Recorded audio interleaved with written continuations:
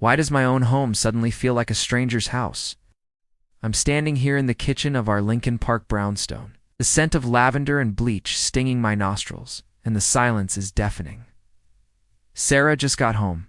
For the 7th time this month, the very second she walked through the door, she dropped her purse, kicked off her heels, and sprinted to the master bathroom. The hiss of the shower started moments later. A year ago, she'd come home, kiss me, and ask about my day. Now she just washes it away, whatever asterisk it asterisk is, and I'm left standing here, the weight of a terrible question crushing my chest. What, or who, is she so desperate to scrub off her skin? If you genuinely enjoy our stories, please subscribe to the channel, tell us where you're from, and what time it is right now. It's always fascinating to know how far our story flows. Our life used to be a Chicago postcard. We met at a Cubs game at Wrigley Field, a classic cliche. I was a software architect.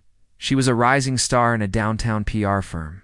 We fell in love over deep dish pizza at Lou Malnati's and long walks along the lakefront. We bought this place on North Clark Street, filled it with dreams, with laughter. For 10 years, I thought we had it all. I thought Sarah was my everything. But for the last 6 months, my everything has been slowly, meticulously replaced by a ghost who just happens to look like my wife. It started subtly. Late nights at the office became more frequent. Business trips on weekends. She'd come home smelling of a perfume that wasn't hers, a faint trace of expensive cologne I didn't own. When I'd ask, her answers were always sharp, defensive. "It's just work, Mark. You wouldn't understand." She'd roll her eyes, making me feel small, clingy. The woman who once shared every detail of her day now treated my questions like an interrogation. She became colder, distant. Our conversations became transactional, our bed a cold, empty space between two bodies. She'd be on her phone constantly, a small, secretive smile playing on her lips as she texted. If I walked into the room, the screen would instantly go dark. The intimacy we shared, the easy comfort of our marriage, had evaporated, replaced by this tense, unbearable quiet. One night, the humiliation hit a new low. We were at a gala for her firm at the Art Institute of Chicago. She was a vision in a shimmering gown, but she barely looked at me. Instead, her eyes were locked on him all night. His name was Julian Vance, a managing partner at her company. He was tall, silver-haired, with a smug, predatory grin. I watched them from across the room, sharing inside jokes, his hand lingering on the small of her back, just a second too long. They thought they were being discreet, but to me it was a spotlight. Felt 100 pairs of eyes on me, the pathetic husband, the fool. Later that night, I overheard a coworker of hers whisper to another, she could do so much better. I felt my world crack. I went to the bar, ordered a whiskey, and saw my reflection in the mirror behind the bottles. A broken man. That night, driving home down Lakeshore Drive, the city lights blurred through my tears. The breakdown was silent but complete. Something inside me snapped. The sadness, the hurt, it all curdled into something else. Something cold and hard. That's when the planning began. I wasn't a fool anymore, I was a hunter. I started by using my tech skills. I installed keystroke logging software on our home computer. The first few days were just work emails, online shopping. And then I hit gold. An entire secret email account. The messages between Sarah and Julian were graphic. They detailed their trysts at the Drake Hotel, making fun of my work schedule, my habits, my love for her. They called me the ball and chain. They were planning a future together, discussing how Sarah would get the house, the savings. The arrogance, the sheer cruelty of it burned through me. This wasn't just a fling. It was a hostile takeover of my life. I saved every email, every chat log, every hotel receipt I found in her purse from those business trips. My grief had been replaced by a chilling focus. I started playing the part of the oblivious, loving husband better than ever.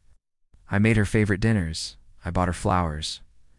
I told her I missed her. Every act of kindness was a lie, a carefully placed stone on the path to her ruin.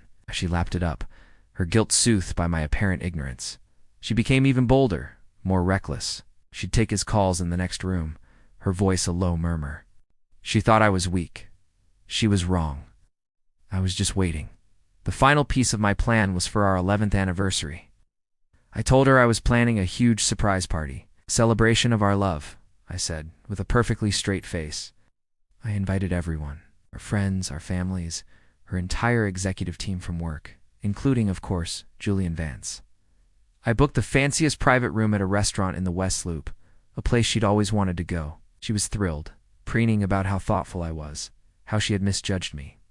The week before the party, I met with the best divorce attorney in Chicago, laid out my evidence, the emails, the receipts, the logs. He looked at me, a grim smile on his face, and said, "She won't get a dime." The night of the party arrived. The room was filled with flowers and laughter.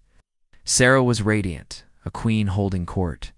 She gave a little speech, thanking everyone for coming, and then she looked at me, her eyes shining with fake emotion.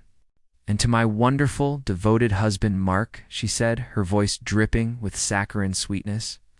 "Thank you for this, for everything." The room applauded. Julian stood near the back, a proprietary smirk on his face.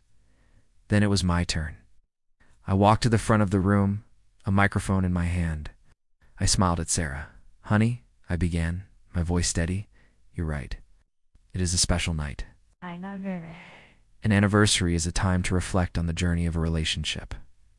The ups, the downs, and the detours." I saw a flicker of confusion in her eyes. I continued, "So, I've put together a little slideshow. A look back at our last year together." The lights dimmed. The huge screen behind me flickered to life. The first slide was a picture of us, smiling on our last vacation. The second was a screenshot of an email. It's an email from Julian to Sarah. "Can't wait to have you all to myself this weekend. Forget the ball and chain." A gasp rippled through the room. Sarah's face went white. The next slide was a hotel receipt from the Drake, with her signature. The next, a text exchange planning their next rendezvous. And on it went. A meticulously curated highlight reel of her betrayal, set to a slow, melancholic piano track. With every click, another piece of her life crumbled. Her parents were staring at her in horror. Her boss's face was a mask of thunder. Julian was trying to slip out the back, but some of my friends were blocking the door. When the slideshow ended, the room was utterly silent. I turned the lights back on. Sarah was standing there, frozen, tears streaming down her face, her perfect makeup ruined. All eyes were on her, not with pity, but with contempt. I walked over to her, my footsteps echoing in the silence. I leaned in and whispered, so only she could hear, "Happy anniversary." Then, I turned and walked toward the door. As I passed her table, I placed a single manila envelope in front of her empty seat. The divorce papers. I never looked back. I walked out into the cool Chicago night, leaving the smoldering wreckage of her life behind me. Heard her start to sob, a raw, broken sound that was quickly drowned out by the angry, accusatory voices of her family and colleagues. I didn't feel joy. I didn't feel relief. I just felt empty. The love was gone. The anger had been spent. There was nothing left. I live on the other side of the city now. Sometimes I hear things. She lost her job. Her family barely speaks to her.